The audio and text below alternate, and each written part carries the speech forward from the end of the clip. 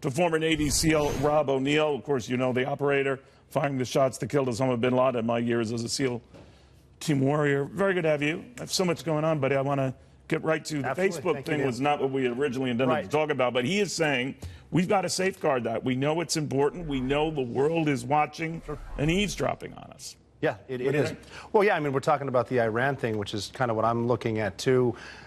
People were asking me today, do we have the upper hand with the Iranian nuclear deal? And I was fortunate enough today to be in this building, and I got to talk to Dr. Condoleezza Rice. And she told me if we back out, you know, there's no reason to, you know, run away with your hair on fire, because you know, she's generally the smartest person in the room as it is.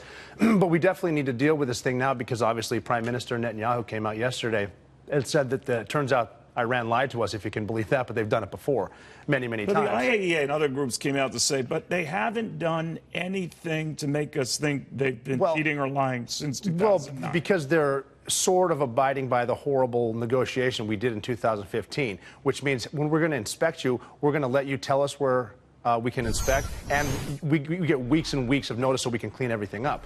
And it's a question of that $1.7 billion in cold hard cash that we gave them overnight on crates in secret planes. That? Oh yeah, and those are all in euro and stuff like that. And what are they? But you know, Robert, we're taking sort of the veil off these agreements of Michael Pompeo at the State Department right now. The tough stance the administration is taking on this and Iran. If you were a betting man, would you think they'd junk that deal, start from scratch? Emmanuel Macron and Angela Merkel last week telling him that would be a mistake. If I was bet, you know, I would say I hope they don't. Just because it's one thing with North Korea, it's something else with Iran. Because in North Korea, Kim Jong-un is worried about keeping power. The mullahs in Iran, they want to destroy Israel, and they wouldn't mind destroying the world, because that's their way to get the 12th Imam back. It's nothing. It's not a dictatorship as much as it is a prophecy, and we don't have enough time to get into what that means. But the Shia version of that, and the thing that kind of disturbs me is it's not the Iranian people that are bad; it's the mullahs that are bad. So I'd hate to see if with the money they're using to fund Hezbollah and get the Revolutionary Guard into Syria to hit Israel, Israel will hit Tehran back instantly. We don't want a war, especially with Israel and Iran right now. Hopefully they can renegotiate a deal, something that's long-term, gives the International Atomic Energy Agency latitude to get in there and to inspect the place, but like pop inspections, you can't give them the heads up. And I mean, take away the ICBM, intercontinental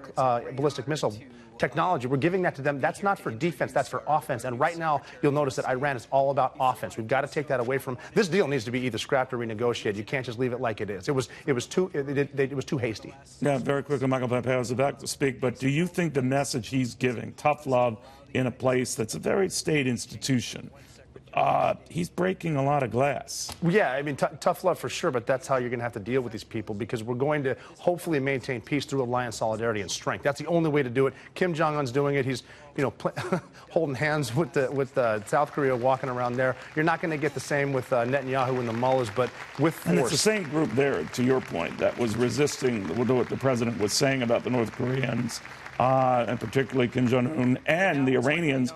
And yet the president has brought both to the table, potentially. Hopefully they can. And you're going to do it through a position of strength, not a position. I mean, the way the last administration did, I would love to take everyone on their word, and we can all be friends and have just global peace. It's not going to work that way right now. And certainly when Iran keeps saying, and they're with that cash, they're funding people from Afghanistan and Pakistan to go into Syria to fight. But they already have the cash, right? So what could incentivize them to cooperate with a new deal with us? Well, I mean, hopefully the potential of them losing their own power. And I mean, the way we could get it is, like I said, with the Iranian people rising up, but they tried that before, and for some reason the media didn't want to cover that and help the new revolution, because of the last administration got this bad deal in place, and for some reason they're in love with keeping it where it is. How is Pompeo viewed in the State Department among guys like you, heroes like you? Well, Pompeo was great. I was talking with my guys before he took over the CIA, and they loved him just because he's you know, he's an operator. He's a guy that's on the ground. He's a military guy with experience, first in his class at West Point, and now he's a strength guy. He went over to Pyongyang, North Korea, on Easter. just to get into talks with Kim Jong-un.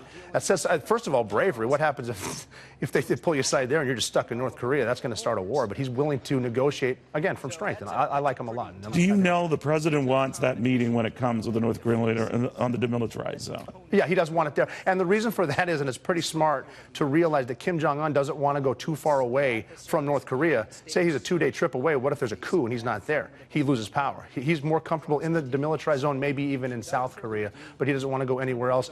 President Trump knows he can go there with his entourage and keep it, hopefully, like we say in the Navy, keep it simple, stupid. I like that. Yeah. All right, thank you very much, Rob O'Neill.